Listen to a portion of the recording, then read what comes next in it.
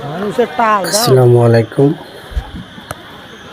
প্রিয় কলিজার ভাই বন্ধুরা, আমাদের বুড়িঘাট স্পোর্টিং ক্লাবের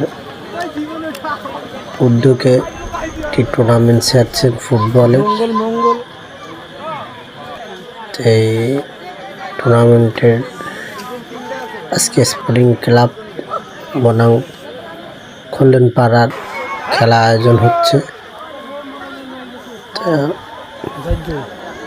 খেলা দেখতে আসলাম, আসার পাশাপাশি ক্যামেরা বন্দি করছি খেলাটিকে, তা আপনাদের সাথে শেয়ার করার জন্য।